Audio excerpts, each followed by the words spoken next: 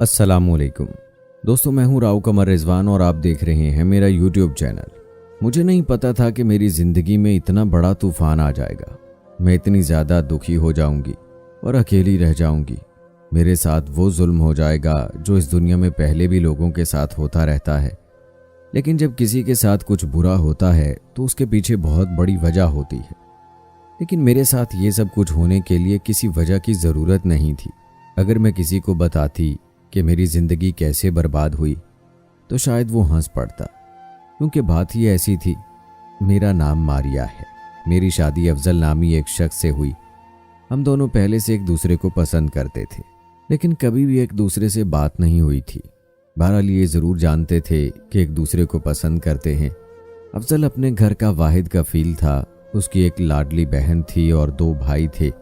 उसकी माँ भी अभी तक जिंदा थी और बाप इस दुनिया में नहीं था। वो हमारा दूर पार का रिश्तेदार था। पूरा ख़ानदान उसके बारे में जानता था कि नहायत ही गुस्से वाला इंसान है। लेकिन अल्लाह ने उसे पैसे बहुत दिए हैं। उसके पास बहुत पैसे थे, इसीलिए सब लोग अपनी बेटियों की शादी उससे करवाना चाहते थे। पर लड़कियां कहती थीं कि इससे शादी की तो ज़िंदगी बर्बाद हो जाएगी। ये तो पहले गुस्सा करता है, इंसान को मार देता है, बाद में पूछता है कि गलती क्या थी। लेकिन मुझे वो बहुत ज़्यादा अच्छा लगता था और मैं जानती थी कि इंसान जिससे मोहब्बत करता है उसके लिए नरम दिल होता है। पर यह भी जानती थी कि वाकई बहुत ज़्यादा गुस्से वाला था। छोटी छोटी बातों पर भी बहुत ही गुस्सा हो जाता था। उसने मेरे घर रिश्ता भेजा। मेरे माँ बाप ने मुझसे पूछा, मैंने हाँ कर दी और रिश्ता तय हो गया। मुझे मेरी सारी कज़नें कह रही थीं कि बड़ी बुरी जगह फंस रही हो, पता नहीं तुम्हारा क्या बनेगा। ये तो तुम्हें शादी की पहली रात ही लड़ाई झगड़े कर करके पागल कर देगा। मैंने इतना ही कहा कि अल्लाह खैर करेगा। जब किसी को लड़ाई की वजह ना दो तो वो लड़ाई नहीं करता है। मैं भी यही सोच रही थी कि जब कोई गलती नहीं करूँगी तो कुछ ख़राब नहीं होगा। लेकिन जितना मैं अफजल से डरी हुई थी इतनी ही कोई बात नहीं निकली। उसने अच्छे तरीके से मेरे साथ बात की और हमने अपनी ज़िंदगी की शुरुआत की। उसने मुझे कोई लेक्चर नहीं दिया, कुछ नहीं कहा। बस इसको औरतों का घर से बाहर निकलना बिल्कुल भी पसंद नहीं था। उसने कहा कि मुझे ज़्यादा आना जाना नहीं पसंद है और बाज़ारों में फिरने वाली औरतों को अच्छा नहीं समझता। लेकिन तुमने अगर कोई अपनी चीज़ लेनी हो मैं तुम्हें खुद ले जाऊंगा, पर अकेली कहीं मत जाना और मुझे बताए बगैर घर से कभी ना जाना। ये वो गलती है जिसको मैं माफ़ नहीं करूँगा। मैंने कहा कि ये तो मेरा फ़र्ज़ है कि मैं आपको पता है बग़ैर कहीं भी ना जाऊं, तो मैं क्यों जाऊंगी, और जहां भी जाऊंगी आपके साथ ही जाऊंगी। आप बिल्कुल भी फ़िक्र नहीं करें। उसे मेरी ये बात अच्छी लगी। लेकिन कहते हैं कि जब मियाँ बीवी आपस में खुश रहते हैं तो बाकी सब लोग उनसे नाराज़ हो जाते हैं। एक ऐसा इंसान जो इतना ज़्यादा गुस्सा करता था, किसी को सीधे मुँह बुलाता नहीं था, यहाँ तक कि अपनी माँ से भी बस सीधी सीधी बात करता, बहन को भी डांट देता, भाइयों को भी बातें सुनाता। जब उसी इंसान को उन सब लोगों ने अपनी बीवी के साथ अच्छे तरीके से पेश आते हुए देखा तो उन लोगों को ये बात बिल्कुल भी हजम नहीं हो रही थी। सब कुछ बहुत बुरा लग रहा था। लेकिन वो क्या समझते थे कि अगर एक इंसान सबके साथ संजीदा है, क्या वो अपनी बीवी के साथ भी इसी तरह रहेगा? उसकी बीवी तो उसकी हमसफ़र है, उसकी दुख सुख की साथी है, तो जाहिर है कि वह अपनी बीवी के साथ उसका रवैया और ही होगा। अगर कोई किसी बहुत ही सख्त फील्ड में काम करता है, जैसे कि पुलिस वाले जो बहुत ही गुस्से वाले और संजीदा मिजाज लगते हैं, तो दुनिया वाले क्या ये समझते हैं कि वो अपनी बीवी बच्चों के साथ भी इसी तरह पेश आते हैं? ऐसा बिल्कुल नहीं होता। इंसान उन लोगों के साथ तो हमेशा प्यार और मोहब्बत का ही रवैया रखता है जिनसे वो प्यार करता है। अफजल का रवैया भी मेरे साथ ऐसा ही था। लेकिन घर वाले छोटी छोटी बातों को नोट कर रहे थे। जब हम पहली दफ़ा बाज़ार गए तो मेरी ननद ने फ़ौरन कहा कि आपको बाज़ार लेकर चले गए, हमें तो आज तक बाज़ार नहीं लेके गए। हम लोग तो कह कह के मर गए हैं कि हमें भी बाज़ार ले जाएं, लेकिन ना हमें साथ लेके जाते हैं, ना ही कहीं आने जाने देते हैं। दुकानों वालों को घर बुला लेते हैं, सामान लेके घर आ जाते हैं, लेकिन ऐसे थोड़ी होता है। वो ऑप्शन में 5 चीज़ें लेके आते हैं, लेकिन जब आप बाज़ार जाओ तो वहाँ पे 50 चीज़ों में से आप अपनी पसंद की चीज़ ले सकते हैं। लेकिन आपको तो लेकर चले गए हैं। मेरी ननद का नाम सुमेरा था। वो इसी तरह की बातें करती रहती थी। उसका हमेशा यही जुमला होता था कि आपके साथ तो ऐसे क्या, हमारे साथ नहीं किया। आपको फलां चीज़ लेके दी, हमें नहीं लेके दी। मुझे अफजल ने एक बहुत ही खूबसूरत सा जोड़ा लेकर दिया था जो नीले रंग का था। मुझे ये जोड़ा बहुत पसंद आया था। मेरी ननद ने देखा और कहा कि ये तो बड़ा मॉडर्न तर्ज से सिला हुआ है, हमें तो ऐसे कपड़े नहीं पहनने देते हैं। जबकि जोड़े में ऐसी वैसी कोई बात नहीं थी। बाजू भी पूरे थे, कमीज़ भी लंबी थी और बड़ा सा दुपट्टा भी था। हाँ, ये है कि उसके ऊपर डिज़ाइन बहुत अच्छे बने हुए थे। मैंने कहा कि जब तुम्हारी शादी हो जाएगी तो तुम्हारा शौहर भी इसी तरह तुम्हारे नाज नखरे उठाएगा। उसने कहा कि ये जो हमारा भाई हमारे सर पर बैठा है ना, अपने जैसे ही किसी इंसान से शादी करवाएगा। मैंने कहा कि फिर तो तुम बहुत ज़्यादा खुशकिस्मत होगी, क्योंकि तुम्हारा भाई बहुत अच्छा इंसान है। इस बात पर वो खामोश हो गई और उसने कहा कि मुझे नहीं लगता कि ऐसा कुछ है, लेकिन अभी तक हैरान हूं कि आप दोनों की लड़ाई क्यों नहीं हुई। हमें तो लगता था कि अगले दिन ही लड़ाई हो जाएगी और आप अपने घर जाकर बैठ जाएंगी। इस बात पर वो हंसने लगी। मुझे काफ़ी अजीब लगा कि कोई ऐसे कैसे कह सकता है। अभी तो हमारी शादी हुई थी, हमारे अच्छे नसीब और अच्छी ज़िंदगी की दुआ करनी चाहिए। ये क्या बात हुई कि अभी तक लड़ाई नहीं हुई और पता नहीं लड़ाई कब होगी। मैंने दिल में इरादा कर लिया कि कभी भी लड़ाई नहीं होगी। मैं अपने शौहर को कभी मौका ही नहीं दूंगी कि वो मेरे साथ लड़ाई झगड़ा करे, और इन लोगों को भी मौका नहीं दूंगी कि ये हमारी लड़ाई पर खुश हों। मुझे अपनी ननद की ये बात बिल्कुल अच्छी नहीं लगी थी, इसलिए मैंने भी इरादा कर लिया था। मैं अपने शौहर की हाँ में हाँ मिलाती थी और वो खुद भी कहता था कि तुम बहुत अच्छी हो। मुझे अंदाज़ा था कि तुम पूरे ख़ानदान में सबसे अच्छी लड़की हो, लेकिन सोचता था कि शायद मेरा अंदाज़ा गलत भी हो सकता है। पर मेरा अंदाज़ा बिल्कुल ठीक निकला। तुम वाकई बहुत अच्छी हो।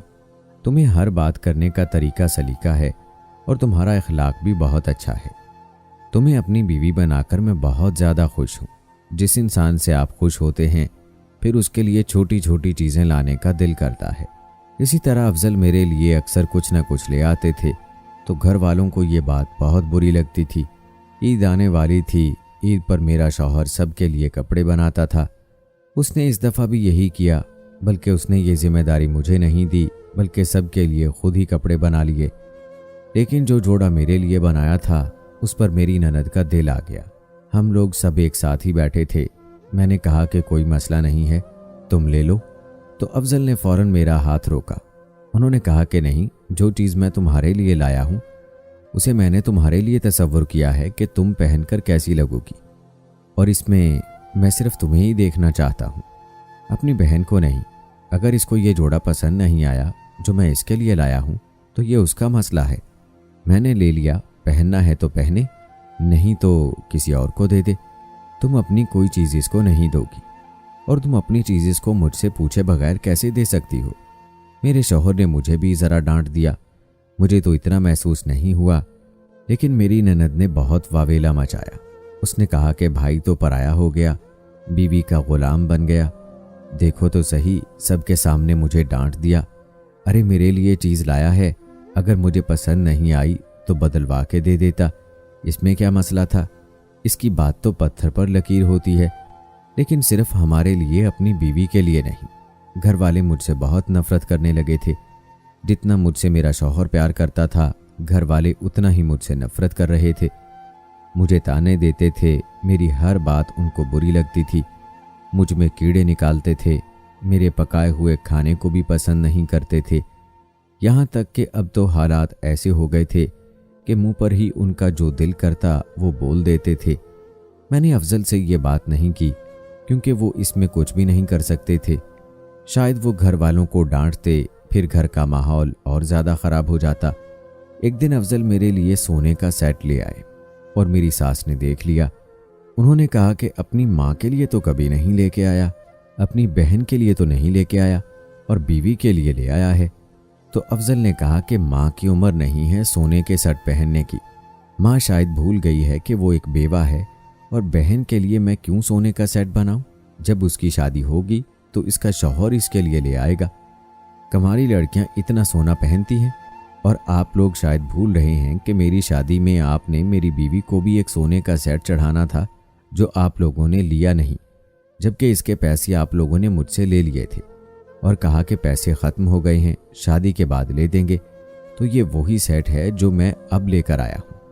आज मेरे कहीं से पैसे आए थे तो मैं लेके आया, जबकि इसके पैसे तो मैंने आप लोगों को दिए थे, पर मैंने कोई सवाल नहीं किया। इस पर भी आप लोग मुझे बातें सुना रहे हैं। मैं ये सब कुछ सुन रही थी और वाकई हैरान थी कि अफजल वाकई सच्ची बात कर देने का आदी था। उसके मुंह में जो आता था वो बोल देता था। वो ये नहीं देखता था कि सामने कौन खड़ा है। अगर वो हक पे होता था तो वो अपनी बात ज़रूर करता था और उसकी बात बिल्कुल ठीक थी। मेरी सास ने पैसों में से पैसे छुपा लिए थे। ठीक है, उनके बेटे की कमाई थी, वो जो कुछ भी करती, लेकिन गलत बयानी तो उन्होंने की थी। मुझे सेट बहुत पसंद आया। मेरी सास ने मुझे कहा कि तुम सर पर चढ़कर बैठ गई हो, अब तो तुम्हें सर से उतारना ही पड़ेगा। मुझे इस बात का बहुत दुख हुआ, लेकिन मेरी ननद ने ही मुझे समझाया कि अम्मी गुस्से में थी इसलिए ऐसा कह दिया होगा। भाई से झगड़ा हुआ था ना, आप ये बात दिल पर मत लेना। मैं भी इस बात को भूल गई। मेरी ननद का रवैया आजकल मेरे साथ बहुत अच्छा था। उसने मुझे कहा कि मुझे आपका नीला वाला सूट चाहिए। मैंने कहा कि तुम्हारे भाई को पता चला तो गुस्सा होगा। उसने कहा कि उनके आने से पहले ही मैं आपको वापस कर दूंगी, मैंने पहन के कहीं जाना है। मैंने उसे अपना सूट दे दिया क्योंकि मेरी उसके साथ दोस्ती थी और इतना तो मैं कर ही सकती थी। वो सूट पहनकर कहीं चली गई और 2 घंटे के बाद वापस आ गई। जैसे ही वापस आई तो कहने लगी कि ये सूट फौरन आप पहन लें, कहीं भाई को शक ना हो जाए। मैंने कहा कि हाँ, तुम्हारी बात ठीक है। मैंने फौरन वही सूट पहन लिया और अभी 5 मिनट ही गुजरे थे कि मेरा शौहर घर में दाखिल हुआ। उसने मुझे सर से लेकर पांव तक देखा। मुझे समझ नहीं आई कि वो मुझे ऐसे क्यों देख रहा है, क्योंकि उसके चेहरे पर बहुत गुस्सा और जज्बात थे। उसने कहा कि एक ही बात से मैंने तुम्हें मना किया था और वही तुम कर गुजरी। कहाँ गई थी तुम? किधर गई थी? क्या करके आई हो? मैंने तुम्हें अपनी आंखों से देखा है। कौन था वो लड़का? तुमने तो यही जोड़ा पहना हुआ था ना जब उसके साथ बैठी थी। मेरा शौहर एक ही सांस में बोलने लगा। शायद उसको गुस्से का दौरा पड़ गया था। मुझे समझ नहीं आ रही थी कि वो क्या बोल रहा है। मैं इनकार कर रही थी कि ऐसा कुछ भी नहीं है। मैं उसको कैसे बताती कि वो मैं नहीं उसकी बहन थी, क्योंकि मेरी ननद ने मुझे मना किया था। लेकिन ये बात इतनी आगे बढ़ जाएगी मुझे अंदाज़ा नहीं था। मेरे शौहर ने गुस्से में आकर मुझे बातें सुनानी शुरू कर दी। उसने मुझ पर हाथ उठाया और एक ही सांस में मुझे 3 दफ़ा तलाक दे दी। सब कुछ बिल्कुल अचानक हुआ। मेरी ननद भी हैरान रह गई और मेरी सास भी। मुझे तो समझ ही नहीं आया कि हुआ क्या है। मेरा शौहर वहाँ से चला गया और उसका फ़ोन भी बंद था। मैं ज़मीन पर बैठी रो रही थी। तब मेरी सास ने मुझे कहा कि देखो, कहा था ना मैंने कि तुम्हें अपने सर से उतार दूंगी। देखो कैसे एक झटके में उतार दिया। उसका गुस्सा तो पूरे ख़ानदान में मशहूर है, तुम पर क्यों ना करता। और देखो इसके गुस्से ने क्या कर दिया, एक ही वार में सब कुछ ख़त्म कर दिया। मेरी ननद ने जानबूझकर मुझसे वो सूट लिया था और वो किसी लड़के से मिलने गई थी और उसको मेरे शौहर ने देख लिया था, लेकिन उसने चेहरा नहीं देखा था। तभी तो आते ही उसने मुझे कहा कि ये सूट आप पहन लें। मुझे उसी टाइम समझ जाना चाहिए था, मुझे वो सूट नहीं पहनना चाहिए था। लेकिन वही मेरी गलती थी। अफजल से मुझे तलाक हो गई। मैंने उसे ये बात बताने की बहुत कोशिश की, लेकिन वो नहीं समझा। अब वैसे भी क्या हो सकता था। मैं अपने घर आ गई और शादी के 1.5 साल बाद ही मुझ पर तलाक का धब्बा लग गया। मैं यही सोचती रहती थी कि ऐसा भी क्या गुस्सा, इतना भी क्या गुस्सा कि उन्होंने यही सब कुछ कर दिया मेरे साथ, वो भी एक झटके में। कुछ अरसे के बाद पता चला कि अफजल ने काम करना छोड़ दिया है और वो घर पे ही होता है, क्योंकि उसको एक नफ्सियाती बीमारी हो गई है जिसे बाइपोलर डिसऑर्डर कहते हैं, जिसमें इंसान को अचानक से गुस्सा आता है और अचानक ही से वो हंसने लगता है। ये बीमारी अफजल को बचपन से ही थी, लेकिन उसको इस बारे में पता ही नहीं था। तभी तो उसने अचानक से ही ये सब कुछ कर दिया। यही तो मसला है हमारे मुआशरे का कि दिमागी बीमारियों के ऊपर ध्यान ही नहीं दिया जाता है, और अगर पता चल जाए कि कुछ गड़बड़ है तो दम दरूद से काम चला लिया जाता है, या फिर आखिरी बात ये कह देते हैं कि इस पर किसी प्रीत का साया हो गया है। अगर अफजल पहले से ही अपना इलाज कराता, इस बीमारी को ख़त्म करने के लिए दवाइयाँ खाता, तो अपने गुस्से पर कंट्रोल कर सकता था। उसे इतना गुस्सा कभी ना आता कि वो मुझे खड़े खड़े तलाक दे देता। कम से कम मेरी बात तो सुनता। लेकिन हमारे दुश्मन कामयाब हो गए और हम लोग हार गए। मैं उसके निकाह से निकल गई और आज इस बात को 4 साल हो गए हैं। अब वो कुछ भी करने के काबिल नहीं रहा है। उसकी बीमारी बहुत आगे जा चुकी है। अब वो घर में ही होता है और पागलों की तरह सब पे गुस्सा करता है। अचानक से गुस्से में हंसने लगता है, क्योंकि यही उस बीमारी की सबसे बड़ी अलामत है। मैं उसके लिए सिर्फ दुआ ही कर सकती हूँ, क्योंकि ज़िंदगी तो हम दोनों की ही बर्बाद हो गई है। इसलिए खुदारा अगर कोई नफ्सियाती या ज़हनी बीमारी हो तो उसका इलाज करवाएं, इससे पहले कि इसकी वजह से ऐसे घर तबाह हों। दोस्तों, आप क्या कहते हैं इसके मुताल्लिक कमेंट बॉक्स में ज़रूर बताएं।